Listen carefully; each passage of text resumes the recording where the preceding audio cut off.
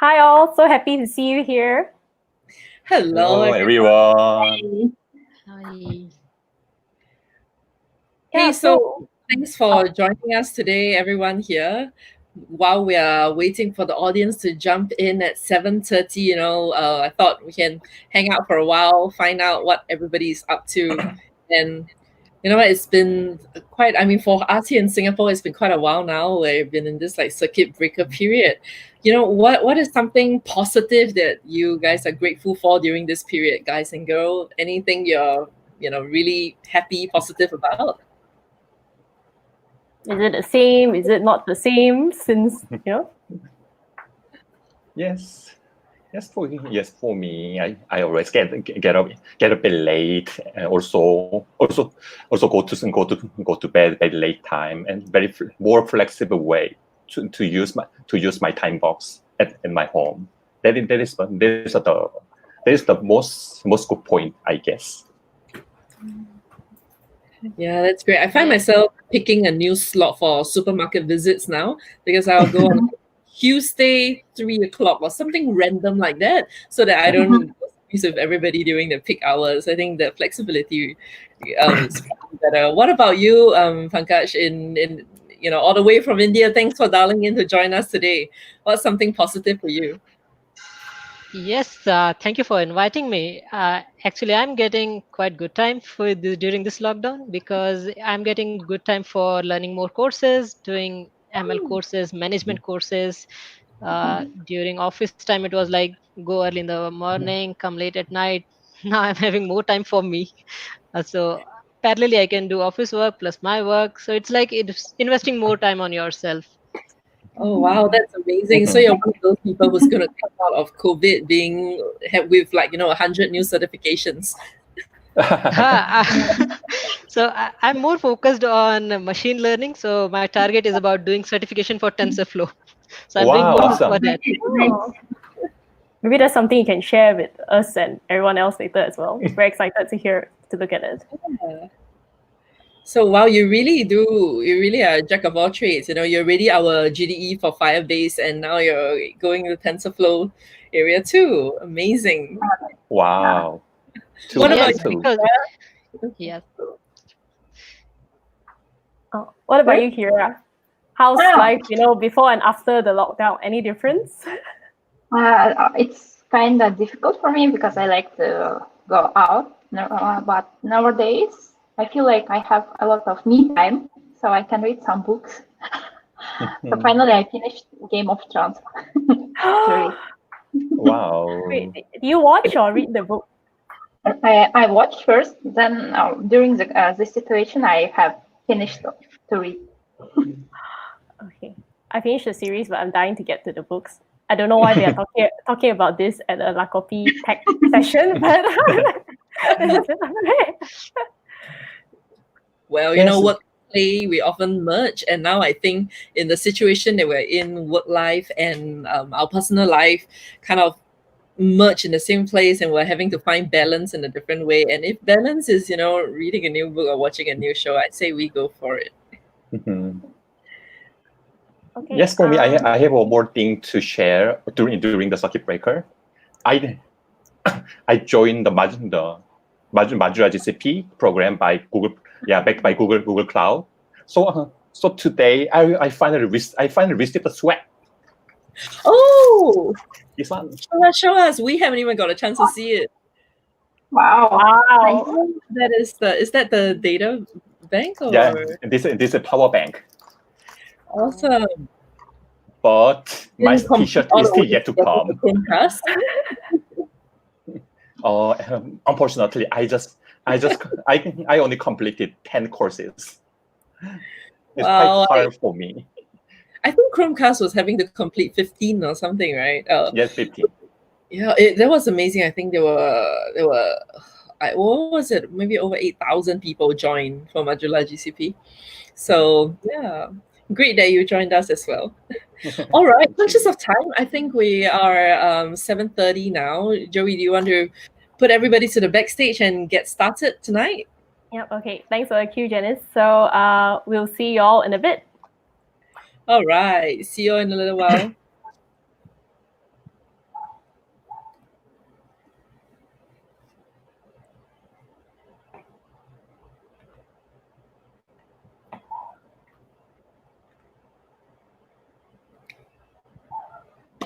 Hello, hello. Good to see you again, Joey. Yeah, you too, Janice. Hey, hi everybody, and thanks for joining us and being on time together with us. So, big hello to all of you. If it's your first time here and you don't know who we are, I'm Janice. And I'm Joey. We are both from the Google Developer Relations team. So thank you for joining us at La Kopi tonight. So we hope that everyone is keeping safe and well wherever you are. We know that many of you are dialing into this session from different countries, and we're super excited to have you join us. In case we have friends joining us today for the first time, so for information, this is our 11th La Kopi. Let us share a little bit about who we are and what this is all about. Google Developer Space is actually a home for developers and startups around the region to learn, engage, and be inspired. We want to empower and connect the community with our people, programs, network, and technology, be it virtually like tonight or in person. That's right. So La Kopi Developer Space is actually our monthly open mic night. So every month we select a new tech theme, and we have amazing speakers submitting their topics to share about their best practices, ideas, and projects built on Google Developer Tools. So this month our topic is around mobile development, and we have 3 amazing speakers who'll be covering a whole range of talks from Kotlin to Android to even our Firebase expert speaker who's joining us today. So we have 3 speakers. Kyrmyzy, who's a senior Android engineer at Cartrack. We also have Toru, Wonyoung Choi, the senior Android developer from Singapore Tourism Board. And all the way from India, we also have Pankaj, our GDE expert at Firebase. So they will each be sharing for about 10 minutes, and you are welcome to submit your questions on our YouTube or Facebook live chat, which we will answer after every speaker. So while they're presenting, you can just put your questions onto the live chat, and we'll be sure to pull them out to answer. We do have a little bit of limited time, so what we can't address there, the speaker will also jump over to the live chat after their presentation and try to answer you as well. So without further ado, let us welcome our very first speaker. I always love having a woman in tech together with us, and today we have Kira, and she'll be sharing about how you can improve your code readability with Kotlin. So Kira has been working on mobile app development for over 7 years now, and she is, true and true a Kotlin lover. So I've never seen anyone quite as enthusiastic about Kotlin as her, and part of the R&D team over at Cartrack. She's always working on new features and emerging technologies for their product. So I'll let her tell you more about these amazing things that she's working on. Over to you, Kira. Hello, everyone. Thank you, Jenny. Today, I would like to talk about how to improve code readability with Kotlin. So first, I would like to say that I started to learn Kotlin about 2 years ago, and it took me for a while to understand how to use Kotlin new features. And I did a lot of mistakes, so I would like to share it. And maybe you could learn from my mistakes. Before we start, let's remember what clean code is. And it sounds obvious for us. Clean code could be readable, intuitive, simple, easy to understand, without much syntactic noise. And we all know Robert Martin's popular book, Clean Code. And the first rule of clean code is functions should be small. Rule 2, functions should be smaller than that. According to this, function should be small, and they should do only one thing. And we should extract subroutines and give them descriptive names. This way, our code becomes like a story, so we can read it and understand it. These rules doesn't depend on language, but as we can see here, to create small functions in Java, it's sometimes difficult. And here in our method parse response, it is parsing the HTTP response and show an exception if there is any. But however, you can see in Kotlin that it's taking less code, and it's only 6-row code. I believe that even if you don't know how Kotlin syntax and all these features written here, the code is very easy to understand and intuitive. And being able to understand the code without knowing every feature means that the code is definitely like clean code. Second thing that we can talk about is flow control structures. And in Kotlin, flow control structures are expressions and no statements. We already saw the when expressions, and but there is also like if else try catch expressions in Kotlin. In Java, we have to declare the variable season before the try catch, but here we can use it in this way, as you can see here. And using Kotlin's try expression, we can save some code and some space, and it makes a season variable immutable. Another cool feature is a single expression function. If a function contains only single expression, we can leave out a curly braces and the return type. As you can see here, the message. And the single expression function is much more compact, and the essential logic here is revealed immediately due to reduced syntax noise. As we see, Kotlin's expression support allow us to combine control structures with other expressions concisely. When I see all these features first time 2 years ago, I was so excited, and I tried to use it everywhere. But as you can see, in next slide, sometimes it's not really not good, and this code is not readable. It's not intuitive. And if second thing that in Kotlin is good, it's utilizing immutability, and it feels natural. For example, in Java, if it's our usual set and the get, but in Kotlin we can just use var. If we are using val, which means immutable, in Java it means like we have only get method and we don't have any set. And this idiomatic way of creating a list in Kotlin is a method list of. This creates read-only list, so you can't add any elements to it. Note that Kotlin's collections are not immutable because they based on Java's mutable collection for interoperability reasons.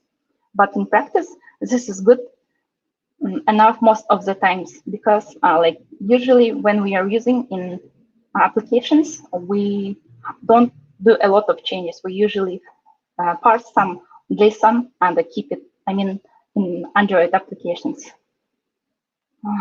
Another good thing is to create immutable data structures in Kotlin with data classes. In fact, this is a killer feature in Kotlin, because in Java now we had to use getters, setters, hashcode, equals to string, but in Kotlin it takes only this one-line code, and we can just use copy to just copy this immutable data to do some changes.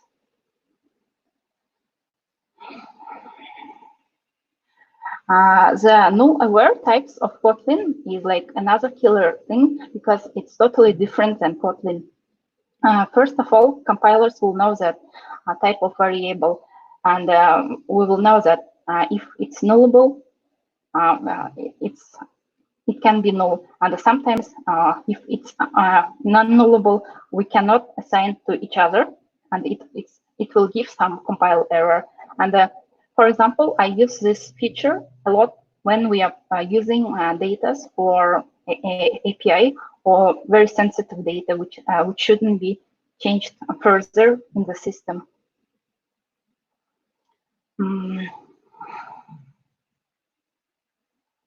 And when we are using nullability, first of all, I used this double exclamation symbol, and I was sure that because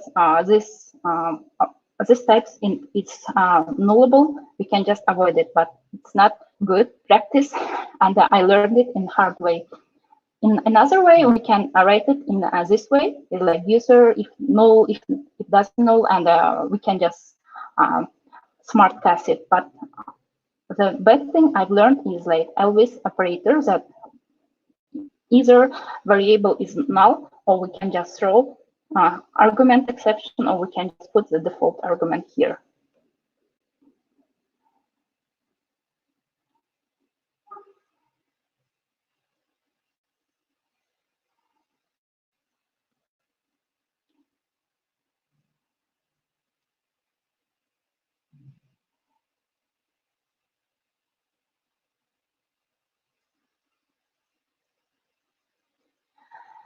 Second thing that we can talk about is lazy evaluation, which is we don't have in Java, which is like late init variable that a lot first of the time when I use this late init keywords, I use it a lot because I was thinking like if we are using this lazy evaluation, we don't take a lot of space.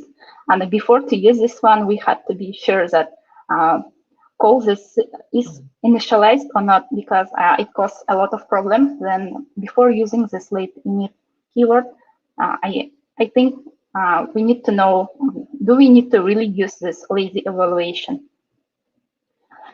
So another very interesting thing is like feature overloaded, where I want to use all these Kotlin cool features in one place. For example, this code. Or we can do it in another better way, which is much readable and it makes sense. Another example is like when I declared a nullable variable and make and check it in if else. And but first example, it's not working as for compiler. It doesn't see it's null or not null. But the second example, we can see that first of all, it's much readable and more concise if comparing with the first one. By conclusion, we can say that Kotlin new features helps to increase readability, and it makes much less syntax noise, and we can know that it's increased safetiness. But of course, we need to use it in smart way. Sometimes if we are using like feature overloading or feature accession, so we can use it in unsmart way. So it will make the code, smart code, clean code, much harder to read. Thank you.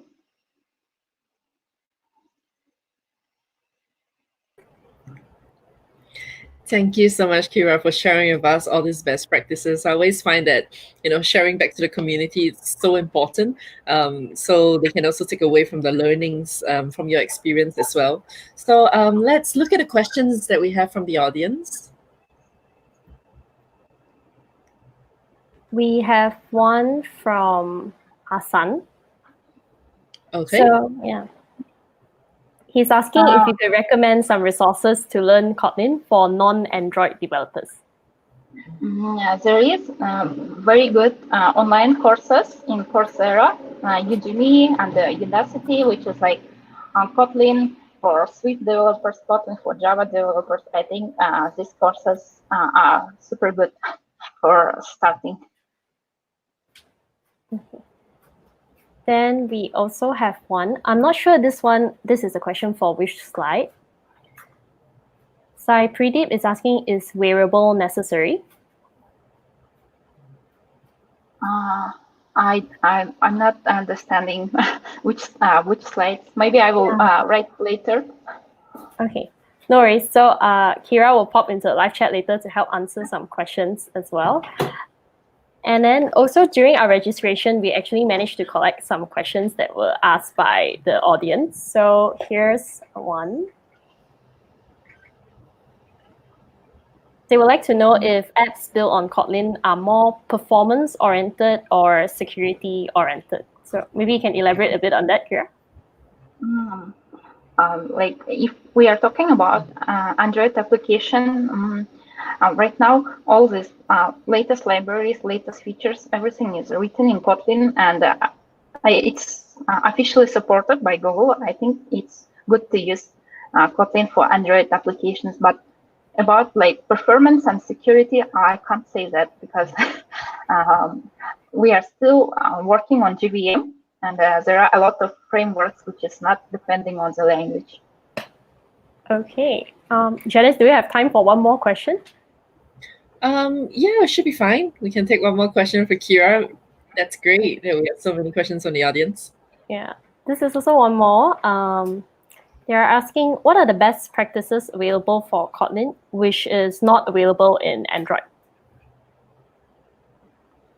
I think this question is like, Android is like totally systems that different system OS that we write for Android in Kotlin. So Kotlin design patterns are different and the Android patterns are different. We can't compare it together. Okay. I think that's all the question we have for now. If you all have more questions for Kira and her presentation on code readability with Kotlin, please drop them at the live chat. She will join you there soon to continue, answering your question and engaging.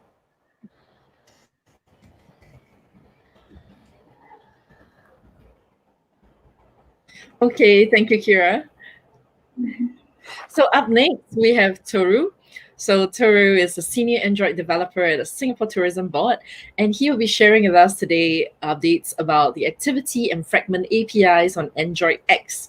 So Toru has been here in Singapore since, he's been working as an Android developer since 2010 and has been, around APAC, Korea, Malaysia, and now Singapore. So he's been very active in the Google developer community along with Kira as well. And he's always looking for new ways to contribute to the dev community. So feel free to reach out to him after today if you like to find out more about what he's doing. But Toru, over to you. I'll let you share with us all these new updates from AndroidX.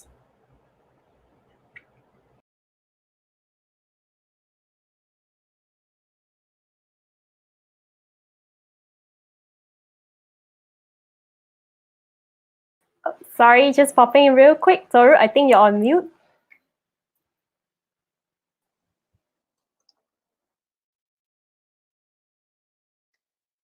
Oh, sorry.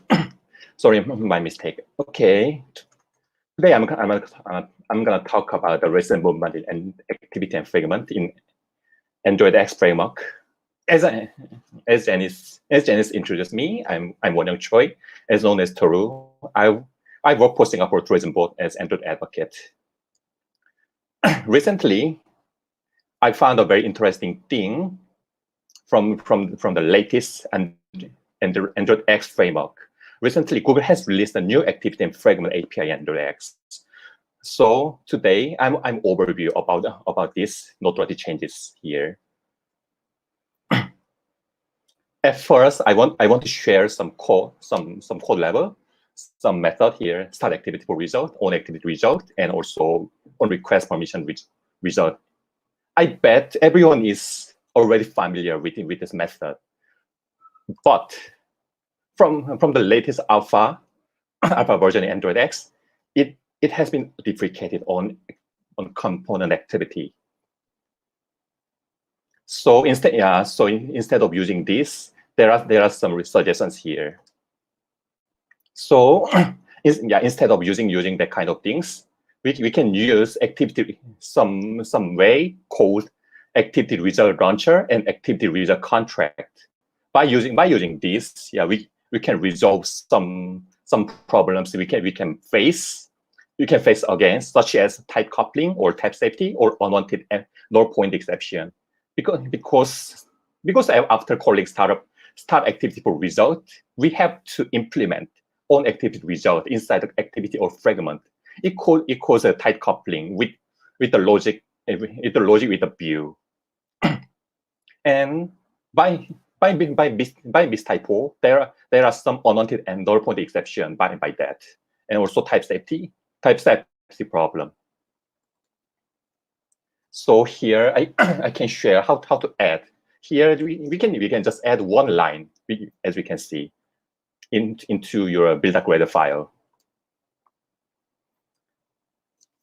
Unlike the legacy way, declaring on activity result. we can directly register for activity result, like you can see. So first thing request activity is core activity result launcher, and the parameter taken by register for activity result is core activity result contract. So here using lambda expression, we can get back the data we want to use in your activity or fragment. This is quite simple way. Here I just introduced how to use how to transfer to the other activity, but it's also available to get result returned, like typical intent, such as picking image or opening camera using intent.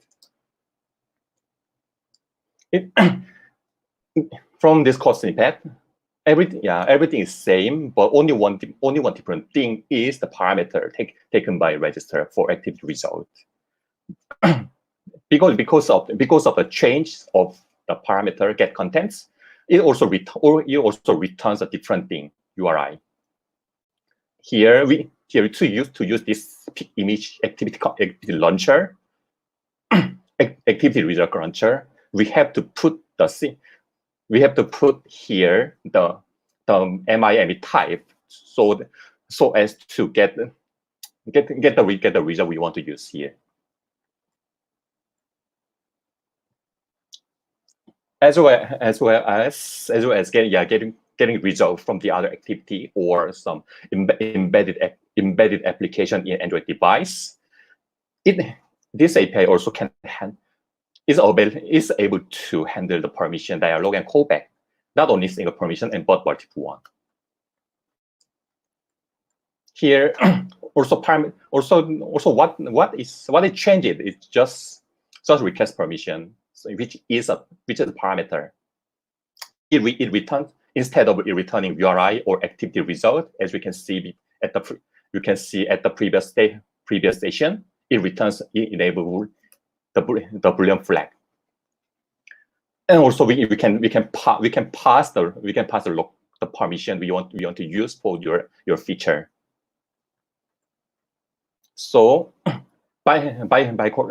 if you push the button, as a result, it shows the dialog. It shows the dialog if the permission is enabled, is yet to be enabled. Otherwise, it will not work. In the same manner, we can see how to handle the multiple permission like that. Instead of passing the string parameter, we can pass the array of the permissions.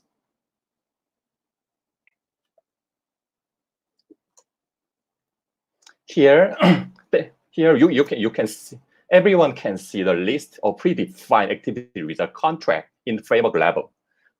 From create document, get content, to the take video or take picture. It's, in my opinion, those naming sense seem to follow the naming sense of actions of intent we have seen in the Android project.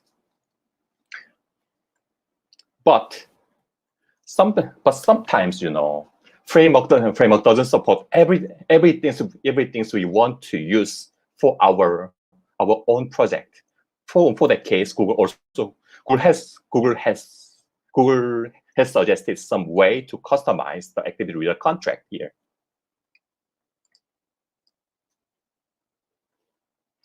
This is just like a code snippet. Here, in order to do it, we have to implement the anonymous class and also override two methods to achieve our goal. The first, basically, as we can see, they follow the way of usage of generic. The first parameter is regarding the create intent override function. And second thing is in charge of returning type or pass result. Here activity result is just simple data structure containing result code, request code result and intent. So here as we can follow this way. We can follow the same way as we have seen in previous session. One more interesting thing is in a Fragment side, there are some ways to pass or transport the data between fragments, but in order to achieve that way, we have used some shared boy model or some listeners, or we need to define some listeners in activity. But in this library, rather than the other things, Fragment Manager is in charge of working on this. There are two methods responsible for passing the data between fragments. Here, between two fragments, the Fragment Manager is related to each other. So here we can just to use this library, we can just add this one line into your build-a-grid file. I want to assume that we have two fragments, which are sender fragment and receiver fragment. Here when you send the data to the receiver, we can call this one line function, send fragment result with your request key and the data's wrapped in bundle. The second line is a framework source we can find from Android Studio. We can find that all the function is on the parent Fragment Manager. In the same way, we can register the listener for the receiver fragment with the request key. Here, as soon as the sender fragment transports the data to the receiver fragment, it reacts and return the bundles to the receiver fragment. Here, fragment can be used in nested way, child fragment and parent fragment. At the relation, we can also use this methodology to that. But the more important part at the situation is child Fragment Manager.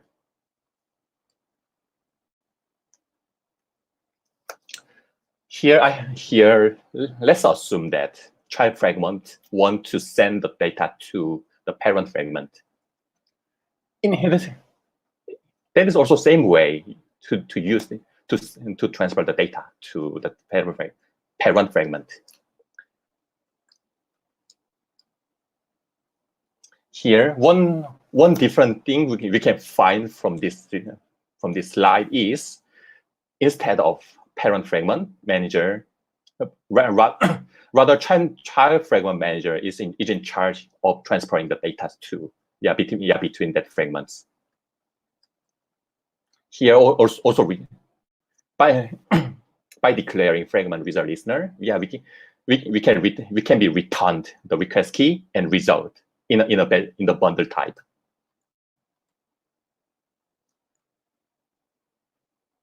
Okay, I introduced two things added in the latest AndroidX framework, especially activity and fragment.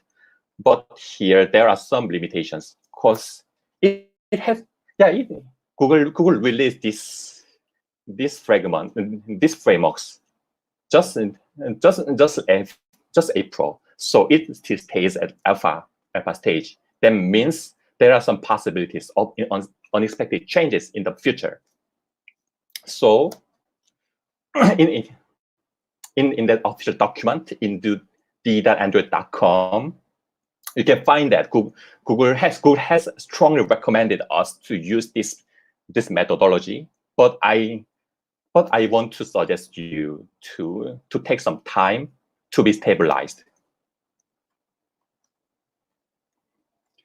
Here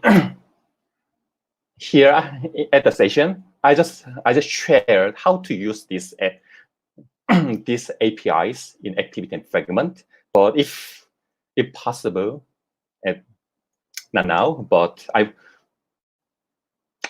want to talk about the mechanism of API during getting through the framework source, and also share it. Also Google suggests a way to receive the activity result in a separate class. I think there's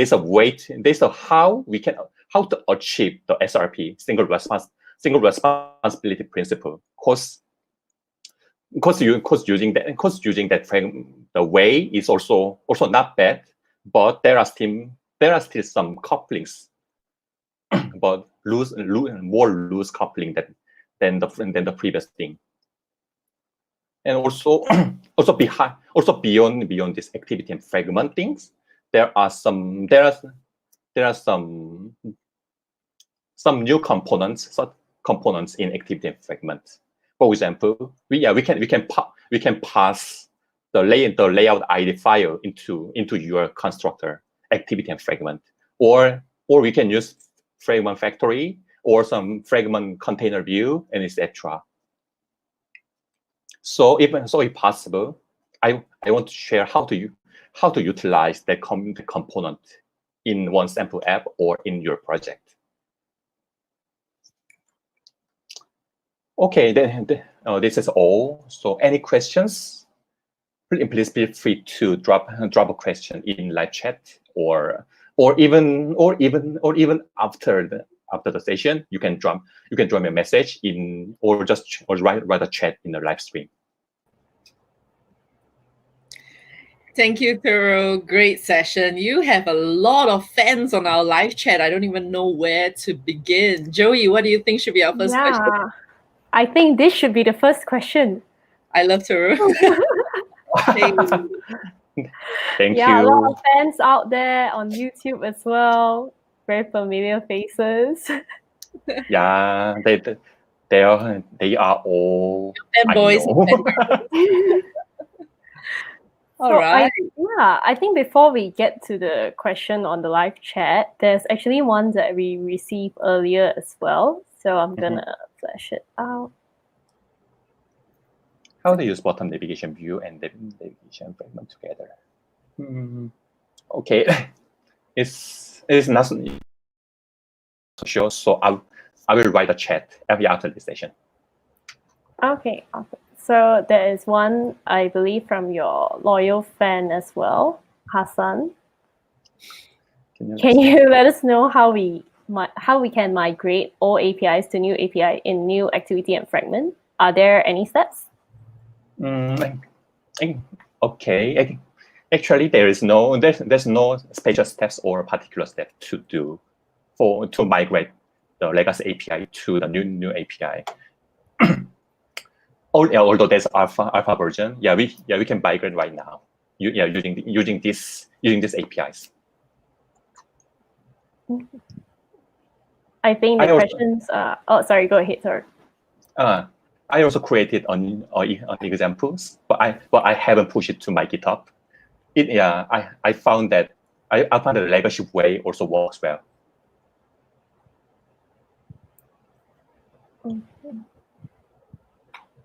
I think more questions will be coming in later. Maybe Toru can pop over to the live chat to continue answering the question Oh, we have some guests who are just arriving, so I'm sure they will pop in the question in a bit. Yeah, I mean, if you're actually joining us and you're a little bit behind, you can actually rewind and watch again. But for now, maybe join us on a live session because we have another great speaker who is joining us. Thank you so much, Toru.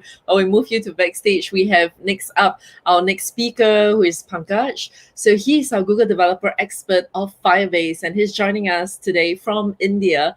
Pankaj is an Android developer with Verizon, and he'll be sharing his insights on every developer's dream, building a highly scalable app without compromising on stability and quality. So he's going to tell you how he does it on Firebase. So currently he's working on ML and AR projects over at Verizon, and he blogs about Android, Kotlin, Firebase, as well as put his Firebase project on GitHub. So you should really check him out.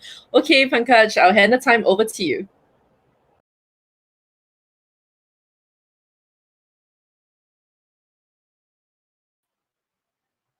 Thank you.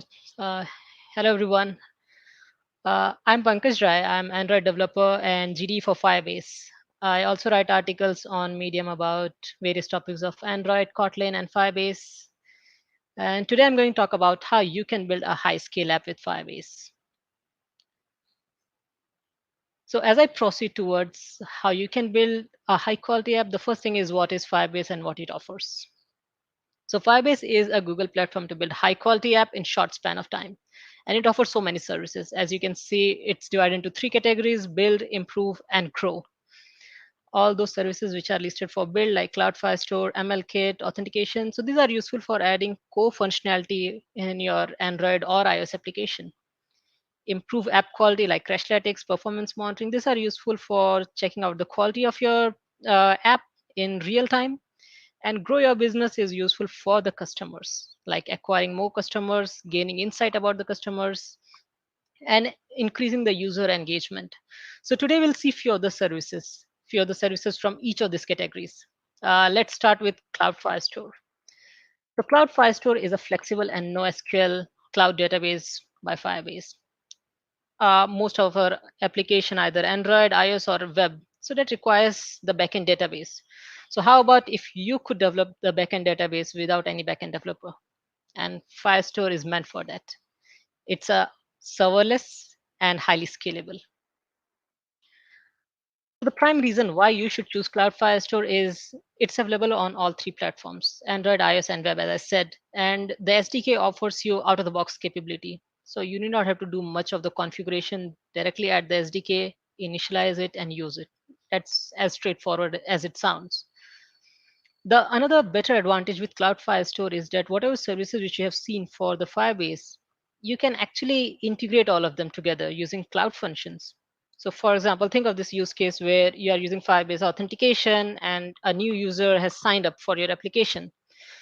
Now you want to write those details back to the Cloud Firestores. You can write a cloud function and this does that sort of work automatically for you. Or if you are uploading images and you want to create a thumbnail and write the link in the Cloud Firestore, again, Cloud Functions can do this for you. The best part for Cloud Firestore, which I like, is the offline capability. Because we have apps, so we have Android app, we have iOS app, and if we need backend capability, so we just do not need those apps to work when we have internet connection, but we also want them to work when we do not have internet connection. And Cloud Firestores offer this by default. You will not have to write even a single bit of code to enable the offline capability. The structure of Cloud Firestore is a bit different. Unlike all other databases, here it's a bit different. It's a collection and document-based structure where collection doesn't store any data, it only stores document, and document is a real place where you store all sort of data. Again, it's in JSON format, but the way it is shown on Firebase is like a key value pair. And we do not have any such restriction on the collection. You can have any number of documents, either it's 1 or a million, it doesn't matter. But we have a restriction for the size of document. It has to be 1 MB or maximum 20,000 entries. Another good thing which is extremely good for the enterprise application is the data. It offers 2 capability: multi-regional and regional data centers. So if you choose multi-regional data centers for your Cloud Firestore, your data, so the database data is maintained on multiple servers. So backup copy is maintained in case you lose data for because of any sort of reason, like server is going down or anything happens to the server, you still have a data because it is maintained on multiple servers. Real-time synchronization is a heart of real-time database. With real-time synchronization, what I mean is, say you have an app which is using Cloud Firestore for Android, iOS, and web, and now something has happened in the Android application, like some user has posted some content. It gets reflected to Android, iOS, and web, all connected device seamlessly without asking for the update once again. Like no pull to refresh now. You automatically get the data as soon as it is available. And this is how you can read or write data. So Firebase is a library which I built. The whole objective of this library is to reduce it to a single line of code. If you do not use this, then again, it's not a very huge amount of code which you have to write. You just have to initialize the Firestore, give the ID, and set the listeners.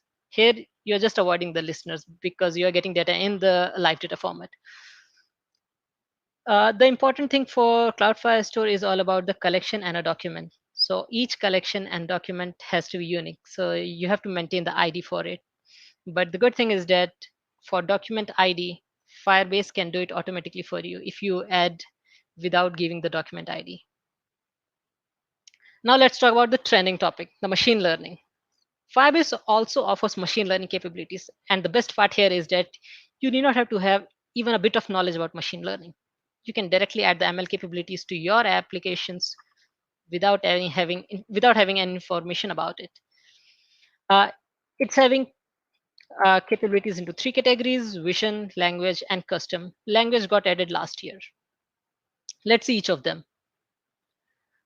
So these are the ML capabilities which MLKit offers directly out of the box: text recognition, face detection, barcode, image labeling. So out of all these things, except landmark recognition, you can use all of them using on-device machine learning also.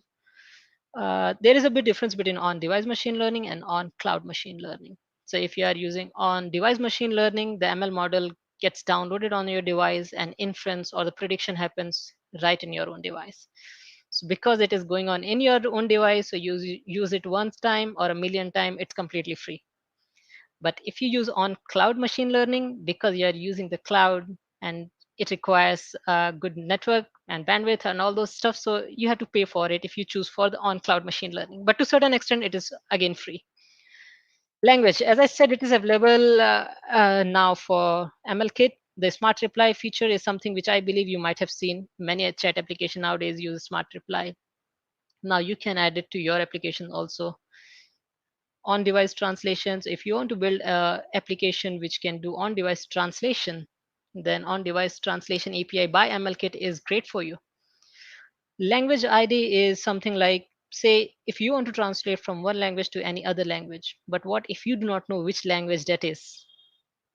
Say you are traveling to one country and you saw something written in the board, but you do not know which language that is.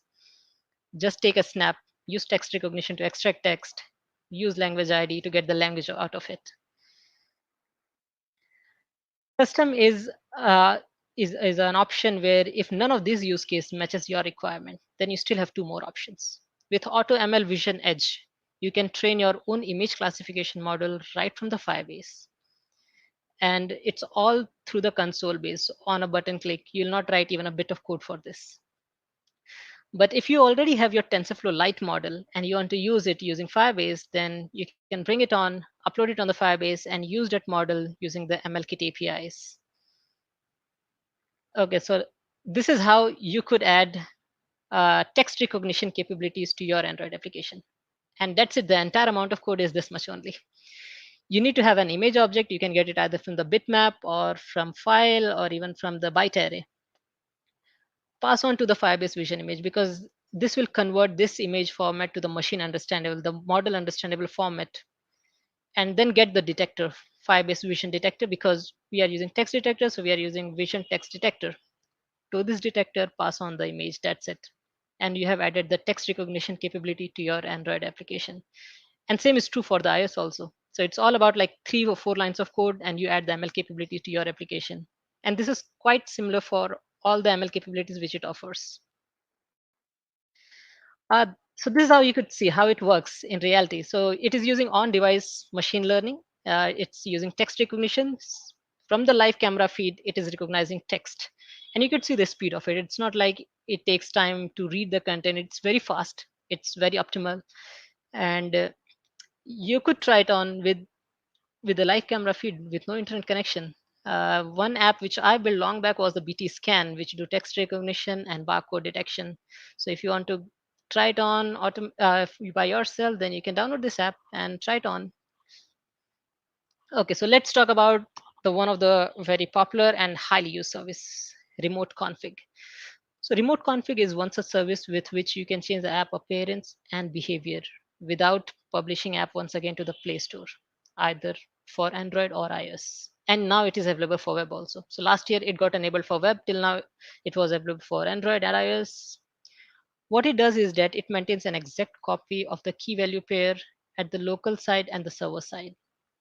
And as you update your key value pair from the server side, that gets overridden in your local Android or iOS application also. So by this way, you can control anything which depends on key value pair.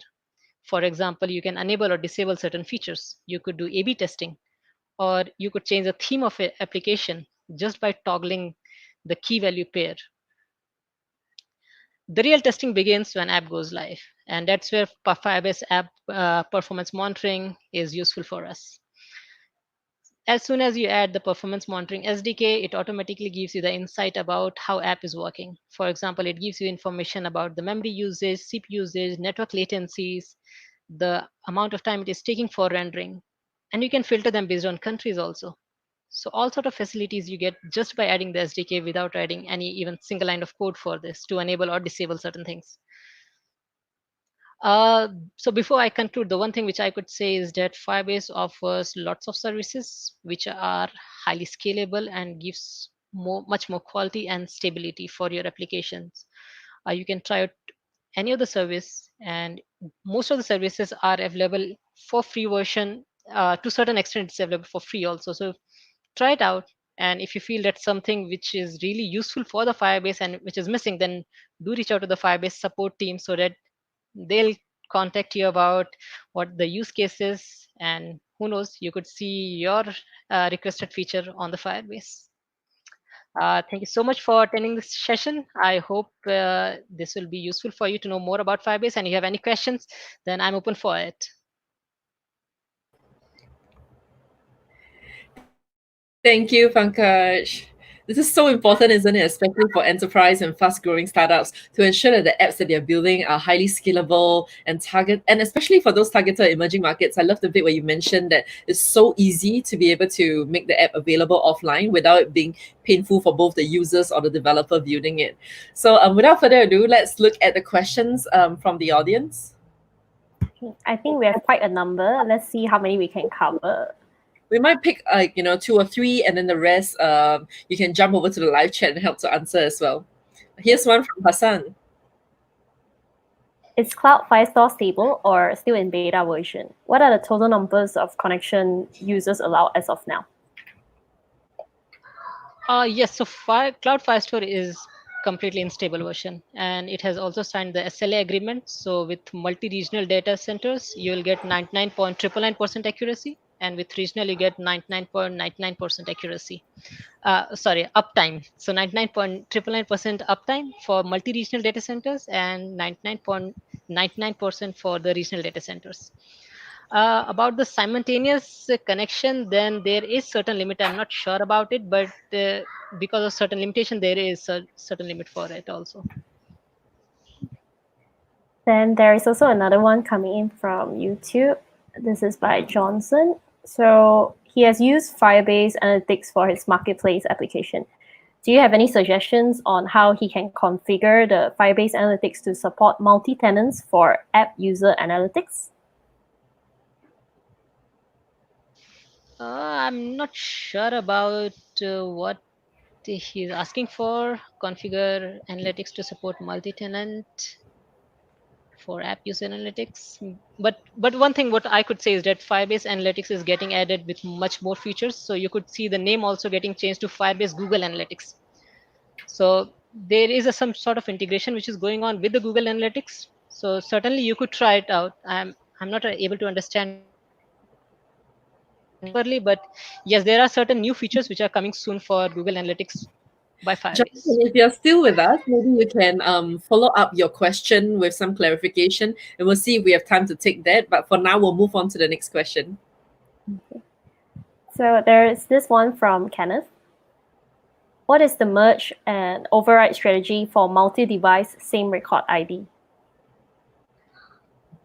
Okay, so if you have exact same record ID like collection ID and document ID and multiple users are writing it, then it all depends on the timestamp. So whoever has written those data at the end will be overwritten by the old data. Because as I said, it supports offline capability also. So it could be a case like 4 devices or multiple devices are trying to push data to the server, but they are all offline. Now suddenly if all comes online, then this data will be written to the cloud Firestore. So whichever was the last one, so based on the timestamp, it overrides all the existing one. Johnson did reply, so I think you can catch him on the live chat later to clarify the questions that he asked as well. Oh yeah, that's great. Yep. Shall we take out one more, Janice? Are we okay on How time? about the one from Glenn? Because you're already connected with Toru, we can take his question offline. Fellow speaker. Yeah, so Glenn is asking, can Firebase Base be used in tandem with Map API, i.e. Firebase Store DB of geolocation? Yes, so we do have a direct support for this, and there are some for Firebase geo fencing type work. But if you do not want to use those third party, you can certainly add, and instead of Cloud Firestore, what I could say is that go ahead with the real-time database for geolocations. So we do have a real-time database and Cloud Firestore, which is both functional, both are in stable version. The only thing is that with Cloud Firestore, it's all good if you want to say grow your database. But with geofencing, it's like you can increase the depth of it rather than increasing the width. So it's great to use real-time database in certain scenarios. It's all based on JSON structure, and it's much more faster than Cloud Firestore because of the underlying principles. Okay, thank you, Pankaj. We're going to wrap up here. We're also conscious that we're slightly overrun today, but so many enthusiastic questions. So we're very excited to have everyone contribute to this. So thank you again to Kira, Toru, and Pankaj for this great session and for joining us on our open mic night today to share about the amazing project and work that you're doing. So their presentation slides will be available on our website over the next couple of days. So you can always go to devspace.dev to get all these slides, and you can also see the listing of all of our past speakers too.